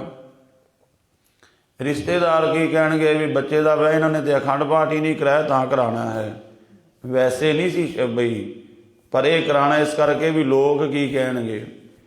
ਤਾਂ ਉਹ ਲੋਕ ਕੀ ਕਹਿਣਗੇ, ਇਸ ਗੱਲ ਨੂੰ ਛੱਡ ਦਿੱਤਾ ਜਾਂਦਾ ਹੈ। ਫਿਰ ਉਹ ਗੁਰਮੁਖ ਕੇਵਲ ਗੁਰੂ ਦੀ ਖੁਸ਼ੀ ਵਾਸਤੇ ਬਾਣੀ ਪੜ੍ਹੇ ਪੜ੍ਹਾਵੇ, ਜੋ ਵੀ ਕਰੇ ਉਹ ਕਰਦਾ ਹੈ ਵੀ ਮੇਰਾ ਗੁਰੂ ਖੁਸ਼ ਹੋ ਜਾਵੇ। ਪਹਿਲੜੀ ਲਾਮ ਹਰ ਪਹਿਲੜੀ ਲਾਮ ਪ੍ਰਵਿਰਤੀ ਕਰਮ ਦ੍ਰਿੜਾਇਆ ਬਲਰਾਮ ਜੀਓ। ਆਪਣੇ ਕਰਮਾਂ ਵਿੱਚ ਦ੍ਰਿੜਤਾ ਆ ਜਾਂਦੀ। ਲੋਕ ਕੁਝ ਵੀ ਕਹਿਣ, ਉਹ ਆਪਣਾ ਕਰਮ ਨਹੀਂ ਛੱਡਦਾ। ਕਿਹੜਾ ਕਰਮ, ਜੋ ਗੁਰੂ ਨੇ ਦਿੱਤਾ ਵੀ ਤੂੰ ਇਹ ਕਰਮ ਕਰਨਾ ਹੈ। ਤੋ ਪਾਤਸ਼ਾਹ ਫਰਮਾਨ ਕਰਦੇ ਨੇ, ਮਿਲ ਸਈਆਂ ਮੰਗਲ ਗਾਵੀ ਗੀਤ ਗੋਬਿੰਦ ਲਾਏ। ਉਹ ਗੁਰਮੁਖਾਂ ਨਾਲ ਮਿਲ ਕੇ ਵਾਹਿਗੁਰੂ ਦੇ ਗੁਣ ਗਾਉਂਦਾ ਹੈ। ਹਰ ਜਿਹਾ ਅਵਰ ਨਾ ਦਿਸਈ, ਕੋਈ ਦੂਜਾ ਲਵੈ ਨਾ ਲਾਏ। ਮਹਾਰਾਜ ਕਹਿੰਦੇ, ਜਿਵੇਂ ਇੱਕ ਸੁਹਾਗਣ ਇਸਤਰੀ, ਉਹਦੇ ਵਾਸਤੇ ਉਹਦੇ ਪਤੀ ਵਰਗਾ ਸੁੰਦਰ, ਉਹਦੇ ਪਤੀ ਵਰਗਾ ਗੁਣਾਂ ਵਾਲਾ ਸੰਸਾਰ ਵਿੱਚ ਹੋਰ ਕੋਈ ਵੀ ਨਹੀਂ ਹੈ। ਇਸੇ ਤਰ੍ਹਾਂ ਗੁਰਮੁਖ, ਉਹਦੀ ਇਕਾਗਰਤਾ, ਉਹਦਾ ਪਰਮਾਤਮਾ ਵਿੱਚ ਧਿਆਨ ਜੁੜ ਜਾਂਦਾ ਹੈ। ਭਾਵੇਂ ਕਿੰਨੇ ਦੇਵੀ ਦੇਵਤਿਆਂ ਨੂੰ ਲੋਕ ਜਾਂਦੇ ਨੇ, ਕਿੰਨੇ ਲੋਕਾਂ ਕਈ ਤਰ੍ਹਾਂ ਦੀ ਪੂਜਾ ਹੁੰਦੀ ਹੈ, ਗੁਰਮੁਖ ਦਾ ਉਸ ਪਾਸੇ ਨਹੀਂ ਧਿਆਨ ਜਾਂਦਾ। ਉਹ ਕੇਵਲ ਵਾਹਿਗੁਰੂ ਵਿੱਚ ਧਿਆਨ ਜੋੜ ਕੇ ਰੱਖਦਾ ਹੈ। ਜਿਵੇਂ ਗੁਰੂ ਅੰਗਦ ਦੇਵ ਮਹਾਰਾਜ ਜੀ ਦਾ ਆਪਾਂ ਇਤਿਹਾਸ ਪੜ੍ਹਦੇ ਹਾਂ। ਪਹਿਲਾਂ ਇਹ ਵੀ ਦੇਵੀ ਦੀ ਯਾਤਰਾ ਕਰਨ ਜਾਂਦੇ ਹੁੰਦੇ ਸੀ, ਪਰ ਜਦੋਂ ਸ਼੍ਰੀ ਗੁਰੂ ਨਾਨਕ ਦੇਵ ਮਹਾਰਾਜ ਜੀ ਦੇ ਚਰਨਾਂ ਨਾਲ ਪ੍ਰੀਤ ਬਣ ਗਈ, ਅਤੇ ਸੰਗੀ ਸਾਥੀਆਂ ਨੇ ਆਖਿਆ ਸੀ, ਭਾਈ ਲਹਿਣਾ ਜੀ ਤੁਸੀਂ ਸਾਡੇ ਜਥੇਦਾਰ ਹੋ। ਆਏ ਸਾਲ ਜਥਾ ਪਹਿਲਾਂ ਇਹਨਾਂ ਦੇ ਪਿਤਾ ਭਾਈ ਫੇਰੂ ਜੀ ਲੈ ਕੇ ਜਾਂਦੇ ਸੀ, ਅਤੇ ਫਿਰ ਉਹਨਾਂ ਦੇ ਅਕਾਲ ਚਲਾਣੇ ਤੋਂ ਬਾਅਦ ਇਹ ਜਾਣ ਲੱਗ ਪਏ। ਅਤੇ ਜਦੋਂ ਇਹਨਾਂ ਨੇ ਛੱਡ ਦਿੱਤਾ ਤਾਂ ਉਹ ਕਹਿਣ ਲੱਗੇ, ਤੁਸੀਂ ਸਾਡੇ ਜਥੇਦਾਰ ਹੋ, ਤੁਹਾਨੂੰ ਸਾਡੇ ਨਾਲ ਚੱਲਣਾ ਚਾਹੀਦਾ ਹੈ। ਅਤੇ ਭਾਈ ਲਹਿਣਾ ਜੀ ਫਿਰ ਕਹਿਣ ਲੱਗੇ, ਹੁਣ ਗੁਰੂ ਨਾਨਕ ਵਰਗਾ ਹੋਰ ਕੋਈ ਵੀ ਨਹੀਂ ਹੈ। ਵਰ ਮਿਲ ਗਿਆ ਨਾ। ਕਹਿੰਦੇ ਗੁਰੂ ਨਾਨਕ ਵਰਗਾ ਹੋਰ ਕੋਈ ਵੀ ਨਹੀਂ ਹੈ। ਧੰਨ ਗੁਰੂ ਅਰਜਨ ਦੇਵ ਮਹਾਰਾਜ ਜੀ ਕਹਿੰਦੇ, ਹਰ ਜਿਹਾ ਅਵਰ ਨਾ ਦਿਸਈ, ਕੋਈ ਦੂਜਾ ਲਵੈ ਨਾ ਲਾਏ। ਅਤੇ ਕਿਸੇ ਦੂਜੇ ਨੂੰ ਉਹਦੇ ਬਰਾਬਰ ਵੀ ਨਹੀਂ ਸਮਝਿਆ ਜਾਂਦਾ। ਇੰਨੀ ਭਾਵਨਾ, ਇੰਨੀ ਸ਼ਰਧਾ, ਇੰਨੀ ਇਕਾਗਰਤਾ ਬਣ ਜਾਂਦੀ ਹੈ कि रब वर्गा तो वैसे भी कोई नहीं है, क्योंकि बाणी कहती देवी देवा पूजीए भाई क्या मांगो क्या दे। देखो देवी देवतियां नूं आपां माड़ा नहीं कहना, गालां ना कढ़िया करो, कई लोग ऐसे भी हुंदे ने, पर आपां किसी दे पति नूं माड़ा नहीं कहना। अपने पति की उपमा करो, अपने परमेश्वर वाहिगुरू की सिफत सलाह करिया करो। सतगुरु वड्डा कर सलाई है जिस विच वड्डियां वड्याइयां। महाराज सच्चे पातशाह जी कहते हलत पलत सवारे आउण नेचल दितियन जाए। लोक परलोक सवार दिता उस वाहिगुरू परमात्मा ने, नेचल दितियन जाए। इत्थे भी जाए का अर्थ जगह है। नेचल जगह दे दी, नेचल ठिकाना दे दिता। वो थां मिल गई जिन्हों कोई खो नहीं सकता। पति का घर मिल गया, ये जगह कोई भी नहीं खो, सरकार भी नहीं खो सकती, पत्नी दे कोलों बच्चे भी नहीं खो सकते, क्योंकि कहते भी वो धर्म पत्नी ये वह हक ही बनता है। पातशाह जी कहते इस तरह जो वाहिगुरू का नाम जपिया, वो थां मिल गई, नेचल थां मिल गई, नेचल टिकाणा मिल गया। पातशाह कहते ये टिकाणा कदे नाश नहीं हुंदा। संसार सागर ते रखे अन बौड़ न जन्मै धाए। संसार सागर तो वाहिगुरू ने रख लिया। हुण जीव आत्मा का मुड़ के जन्म मरण विच दौड़ना नहीं होवेगा, आवागमन नहीं होवेगा। जेवा एक अनेक गुण तरे नानक चरणी पाए। गुरमुख वाहिगुरू की सिफत सलाह करते हुए ओत पोत होए ये अरदास करते ने, महाराज साडी एक जीवा है, असी तो एक जीवा दे नाल तुहाडे गुणां दा अंत नहीं लै सकते। जेवा एक अनेक गुण, क्योंकि तेरे गुण बेअंत ने। ते मालक किरपा कर सानू अपने चरनी पा के रख, अपने चरना नाल जोड़ के रख। फलगुण नित सलाई है जिसनो तिल ना तमाए। फलगुण के महीने द्वारा महाराज कहते उस वाहिगुरू अकाल पुरख की रोज़ इबादत करो, रोज़ उहदे नाम नू जपो, क्योंकि उन्होंने तिल जिन्नी भी तमा नहीं है। आपां किसी का कोई कार्य करिए तो अपने अंदर तमा होंदी भी मैनू ये कुछ मिले। बंदा किसी नू कुछ देवे, कोई बादशाह भी किसी नू देंदा है ना कुछ, उसदे अंदर भी तमा होंदी है भी ये दुनिया ये पब्लिक मैनू ये कुछ देवेगी। वाहिगुरू ऐसा दाता है, देंदा दे लैंदे थक पाए, जुगा जुगंतर खाई खाए। पर उन्हें कदे तिल जिन्नी भी तमा नहीं कीती कि संसार दे जीव मेरा नाम जपण। वाहिगुरू की ये इच्छा नहीं भी तुसी नाम जपो, नाम आपां जपना अपने भले वास्ते। जे इस करके रब आपां नूं दातां देंदा होवे नाम जपण करके, फिर ते पापी बंदे भुखे ही मर जाण। बड़े बड़े पाप करन वाले लोग, वाहिगुरू परमात्मा सारियां ते बख्शिश करदा, रिजक सारियां नूं देंदा है, रोजी सारियां नूं देंदा है, ऐसा दाता है वो। पर जिहड़ा उहदा नाम जपदा है उन्होंने वाहिगुरू अपना मिलाप बख्श के रहमतां कर देंदा है। इस करके उस वाहिगुरू का सदा नाम जपीए। महाराज कहते नाम जपण नाल हुंदा कि जिन जिन नाम ध्याया तिनके काज सरे। इस बाणी की अखीरली पौड़ी 12 माह की पावन बाणी अखीरला पदा महाराज कहते जिन्हां जिन्हां ने नाम जपिया तिनके काज सरे। सरगे कारज रास हो गए सारे ही। साडे कुछ इस लोक दे कारज ने, कुछ परलोक दे कारज ने। जिवें इस लोक में सानू कुछ लोड़ पैंदी कारज परलोक विच भी। महाराज कहते जे नाम जपेगा बंदगी करेगा उस शहर का वासी हो जावेगा। बेगामपुरा शहर को नाओ दुख आंदो नहीं ते ठाओ। पर जपना पेगा नाम कारज रास हो जाणगे। जिवें आपां सरकारी अदारियां विच जाइए ना, आम बंदा जावे सिक्योरिटी गार्ड रोक लैंदे ने, नहीं तुसीं अंदर नहीं जा सकते। पर जिहड़ा बंदा उन्हें कुछ प्राप्ति की होवे डिग्री, वो जदों जांदा है वो अपना कार्ड दिखांदा कहंदे तुसीं लंघ जाओ। ते आपां कहांगे तुसीं उहनूं क्यों लंघण दिता?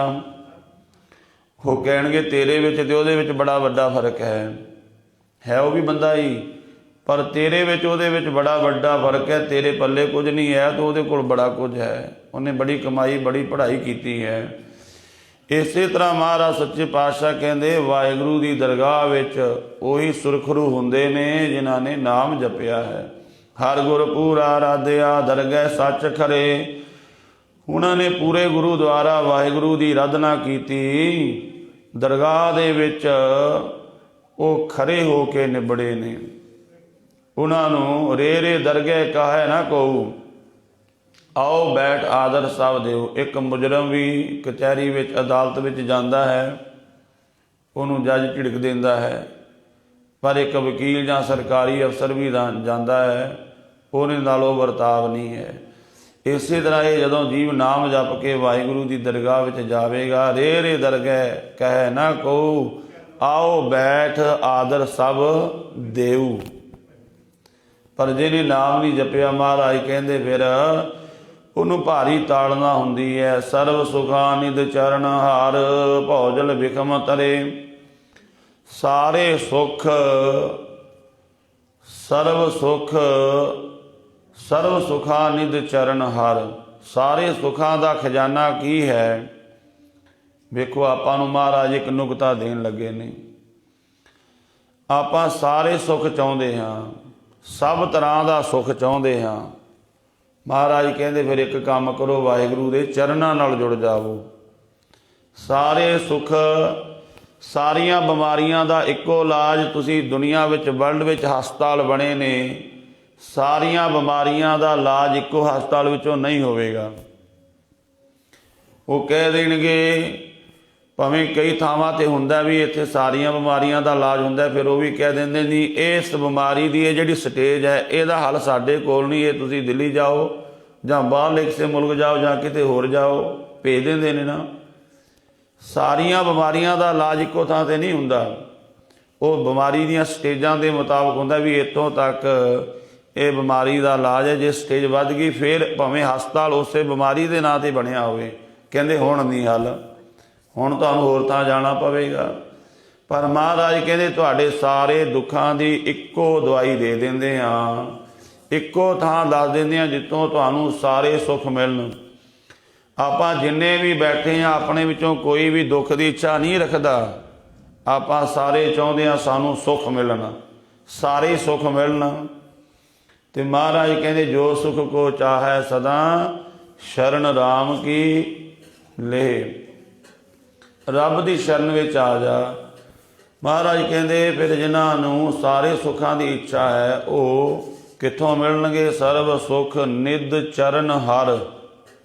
ਵਾਹਿਗੁਰੂ ਦੇ ਚਰਨ, ਵਾਹਿਗੁਰੂ ਦੇ ਚਰਨ ਕੀ ਨੇ? ਬਾਣੀ ਸ਼ਬਦ, ਇਹ ਵਾਹਿਗੁਰੂ ਦਾ ਸਰੂਪ ਹੈ। ਭੌਜਲ ਵਿਖਮ ਤਰੇ, ਜਿਹੜਾ ਭੌਜਲ ਬੜਾ ਵਿਖਮ ਹੈ। ਕੱਲ ਵੀ ਸ਼ਾਇਦ ਬੇਨਤੀ ਕੀਤੀ ਸੀ, ਕਿਸੇ ਬੰਦੇ ਕੋਲ ਬੜਾ ਧਨ ਹੋਵੇ, ਬੜਾ ਵੱਡਾ ਪਰਿਵਾਰ ਹੋਵੇ, ਬੜੀਆਂ ਡਿਗਰੀਆਂ ਹੋਣ, ਸਮੁੰਦਰ ਦੇ ਕਿਨਾਰੇ ਚਲਾ ਜਾਵੇ, ਉੱਚੀ ਦੇਣੀ ਜਾ ਕੇ ਆਖੇ, ਭਾਵੇਂ ਸਾਰੀ ਪਬਲਿਕ ਨੂੰ ਵੀ ਨਾਲ ਲੈ ਜੇ, ਰਿਸ਼ਤੇਦਾਰਾਂ ਨੂੰ ਵੀ ਆਖੇ, ਸਮੁੰਦਰਾ ਵੇਖ ਮੇਰੇ ਕੋਲ ਕਿੰਨੇ ਰਿਸ਼ਤੇਦਾਰ ਨੇ, ਕਿੰਨਾ ਧਨ ਹੈ, ਮੈਂ ਬਹੁਤ ਪੜ੍ਹਿਆ ਲਿਖਿਆ ਬੰਦਾ ਹਾਂ ਤੇ ਮੈਂ ਹੁਣ ਤੇਰੇ ਪਾਣੀ ਵਿੱਚ ਵੜਨ ਲੱਗਾ, ਮੈਨੂੰ ਡੋਬੀ ਨਾ। ਕੀ ਸਮੁੰਦਰ ਡੋਬੇਗਾ ਨਹੀਂ? ਉਹ ਕਹੇਗਾ ਭਾਵੇਂ ਤੇਰੇ ਕੋਲ ਕਿੰਨੀਆਂ ਮਰਜ਼ੀ ਡਿਗਰੀਆਂ ਨੇ, ਕੁਝ ਵੀ ਹੈ, ਮੈਂ ਤੇ ਡੋਬਣਾ ਹੀ ਡੋਬਣਾ, ਮੇਰੇ ਵਿੱਚ ਆਵੇਂਗਾ ਮੈਂ ਤੇ ਡੋਬਣਾ ਹੀ ਡੋਬਣਾ ਹੈ। ਪਰ ਉਹਦੇ ਕੋਲ ਹੋਰ ਕੋਈ ਸੰਬੰਧੀ ਨਹੀਂ ਹੈ, ਕੋਈ ਡਿਗਰੀ ਵੀ ਨਹੀਂ ਹੈਗੀ, ਬਿਲਕੁਲ ਅਨਪੜ੍ਹ ਹੈ। ਕਿਤੇ ਉਹ ਕੋਈ ਜਹਾਜ਼ ਲੱਭ ਲਵੇ, ਉਸ ਜਹਾਜ਼ ਵਿੱਚ ਬਹਿ ਜੇ, ਸਮੁੰਦਰ ਦੀਆਂ ਮਿੰਨਤਾਂ ਕਰਨ ਦੀਆਂ ਲੋੜ ਨਹੀਂ ਆ, ਮਿੰਨਤਾਂ ਕਰੇਗਾ ਤਾਂ ਵੀ ਡੋਬ ਦੇਗਾ। ਪਰ ਜਹਾਜ਼ ਮਿਲ ਗਿਆ, ਜਹਾਜ਼ ਲੱਭ ਲਿਆ, ਬਿਲਕੁਲ ਅਨਪੜ੍ਹ ਬੰਦਾ ਸੀ, ਬੈਠ ਗਿਆ ਵਿੱਚ, ਆਰਾਮ ਨਾਲ ਸਮੁੰਦਰ ਦੇ ਪਾਣੀ ਨੂੰ ਬੜੇ ਆਨੰਦ ਨਾਲ ਵੇਖਦਾ, ਖੁਸ਼ ਹੋ ਕੇ, ਗੋਤੇ ਨਹੀਂ ਆਉਂਦੇ, ਸਗੋਂ ਆਨੰਦ ਨਾਲ ਵੇਖ ਰਿਹਾ ਹੈ। ਇਸੇ ਤਰ੍ਹਾਂ ਇਹ ਸੰਸਾਰ ਭੌਜਲ ਹੈ। ਆਪਾਂ ਕਹੀਏ ਮੇਰਾ ਪਰਿਵਾਰ ਬੜਾ, ਧਨ ਬੜਾ ਮੇਰੇ ਕੋਲ, ਸੰਸਾਰ ਵਿੱਚ ਡੁੱਬਾਂਗੇ ਡੁੱਬਾਂਗੇ, ਭੌਜਲ ਦੇ ਵਿੱਚ 84 ਦੇ ਵਿੱਚ ਡੁੱਬਾਂਗੇ ਡੁੱਬਾਂਗੇ। ਪਰ ਜੇ ਵਾਹਿਗੁਰੂ ਦੇ ਨਾਮ ਦਾ ਜਹਾਜ਼ ਲੱਭ ਲਿਆ, ਜੋ ਪ੍ਰਾਣੀ ਗੋਬਿੰਦ ਧਿਆਵੈ ਪੜ੍ਹਿਆ ਅਨਪੜ੍ਹਿਆ, ਭਾਵੇਂ ਡਿਗਰੀਆਂ ਹੈ ਨੇ ਭਾਵੇਂ ਅਨਪੜ੍ਹ ਹੈ, ਜਹਾਜ਼ ਵਿੱਚ ਚੜ੍ਹ ਜੇ, ਕੁਝ ਵੀ ਕਰਨ ਦੀ ਲੋੜ ਨਹੀਂ, ਆਰਾਮ ਨਾਲ ਬੈਠਾ ਹੋਇਆ, ਕੁਝ ਪੜ੍ਹਦਾ ਜਾ ਰਿਹਾ, ਕੋਈ ਸ਼ੁਗਲ ਕਰਦਾ ਜਾ ਰਿਹਾ, ਕੋਈ ਕਿਸੇ ਗੱਲ ਦੀ ਚਿੰਤਾ ਹੀ ਨਹੀਂ। ਇਸੇ ਤਰ੍ਹਾਂ ਕਾਰੋਬਾਰ ਕਰੋ, ਆਪਣਾ ਪਰਿਵਾਰ ਪਾਲੋ, ਪਰਿਵਾਰ ਵਿੱਚ ਰਹਿੰਦਿਆਂ ਹੋਇਆਂ ਵਾਹਿਗੁਰੂ ਦਾ ਨਾਮ ਵੀ ਜਪੋ, ਸਹਿਜ ਸੁਭਾਅ ਪਾਰ ਹੋ ਜਾਵੋਗੇ। ਵਾਹਿਗੁਰੂ ਨਾਮ ਜਹਾਜ਼ ਹੈ, ਰੋਜ਼ ਹੀ ਪੜ੍ਹਦੇ ਹਾਂ, ਪਰ ਅਜੇ ਚੜ੍ਹੇ ਤੇ ਨਹੀਂ, ਉਹਦੇ ਤੇ ਚੜ੍ਹੇ ਤੇ ਨਹੀਂ ਨਾ। ਅੰਮ੍ਰਿਤ ਵੇਲੇ ਉੱਠ ਕੇ ਕਿੰਨੇ ਕੁ ਆਪਣੇ ਵਿੱਚੋਂ ਨਾਮ ਜਪਦੇ ਨੇ। ਆਪਾਂ ਅਜੇ ਚੜ੍ਹੇ ਨਹੀਂ ਜਹਾਜ਼ ਤੇ, ਜੇ ਜਹਾਜ਼ ਲੱਭਿਆ ਨਹੀਂ ਹੈ। ਵਾਹਿਗੁਰੂ ਨਾਮ ਜਹਾਜ਼ ਹੈ, ਚੜ੍ਹੇ ਸੋ ਉਤਰੇ ਪਾਰ, ਜੋ ਸ਼ਰਧਾ ਕਰ ਸੇਵਦੇ ਗੁਰ ਪਾਰ ਉਤਾਰਨ ਹਾਰ। ਮਹਾਰਾਜ ਸੱਚੇ ਪਾਤਸ਼ਾਹ ਜੀ ਕਹਿੰਦੇ ਸਰਬ ਸੁਖਾਂ ਨਿਧ ਚਰਨ ਹਾਰ, ਭੌਜਲ ਬਿਖਮ ਤਰੇ। ਇਹ ਭੌਜਲ ਬਿਖਮ ਹੈ, ਸਮੁੰਦਰ ਨੂੰ ਅੱਜ ਤੱਕ ਕੋਈ ਤਰ ਕੇ ਨਹੀਂ ਲੰਘਿਆ। ਬੜਾ ਔਖੀ ਗੱਲ ਹੈ, ਸੰਸਾਰ ਨੂੰ ਵੀ ਬੰਦਾ ਇਸ ਤਰ੍ਹਾਂ ਪਾਰ ਨਹੀਂ ਕਰ ਸਕਦਾ, ਕੋਈ ਸਹਾਰਾ ਲੱਭਣਾ ਪਵੇਗਾ, ਤੇ ਉਹ ਹੈ ਵਾਹਿਗੁਰੂ ਦਾ ਨਾਮ। ਬਿਮਾਰ ਬੰਦਾ ਵੀ ਜਹਾਜ਼ ਵਿੱਚ ਬੈਠ ਜਾਵੇ, ਵਿਕਲਾਂਗ ਬੰਦਾ ਵੀ ਜਹਾਜ਼ ਵਿੱਚ ਬੈਠ ਜਾਵੇ, ਪਾਰ ਹੋ ਜਾਵੇਗਾ। ਲੱਤਾਂ ਪੈਰ ਨਹੀਂ ਵੀ ਤਾਂ ਵੀ ਬੈਠ ਜਾਵੇ, ਪਾਰ ਹੋ ਜਾਵੇਗਾ। ਵਾਹਿਗੁਰੂ ਦਾ ਨਾਮ ਐਸਾ ਹੈ, ਜਿਹੜਾ ਵੀ ਜਪੇਗਾ ਉਹ ਪਾਰ ਹੋਵੇਗਾ। ਪਾਰ ਬ੍ਰਹਮ ਪ੍ਰਭ ਸੇਵਦੇ, ਵਾਹਿਗੁਰੂ ਪ੍ਰੇਮ ਭਗਤ ਤਿਨ ਪਾਈਆ, ਵਿਖਿਆ ਨਾਹੇ ਜਰੇ। ਉਹਨਾਂ ਗੁਰਮੁਖਾਂ ਨੂੰ ਪ੍ਰੇਮ ਭਗਤ ਵਾਹਿਗੁਰੂ ਦੀ ਮਿਲ ਗਈ ਹੈ, ਪ੍ਰੇਮਾ ਭਗਤੀ ਉਹਨਾਂ ਨੇ ਪਾ ਲਈ ਹੈ। ਹੁਣ ਉਹ ਵਿਕਾਰਾਂ ਦੀ ਜ਼ਹਿਰ ਵਿੱਚ ਨਹੀਂ ਸੜਦੇ, ਭਾਵ ਉਹਨਾਂ ਨੂੰ ਵਿਕਾਰ ਨਹੀਂ ਤੰਗ ਕਰਦੇ। ਕੂੜ ਗਏ ਦੁਬਦਾ ਨਸੀ, ਪੂਰਨ ਸੱਚ ਭਰੇ।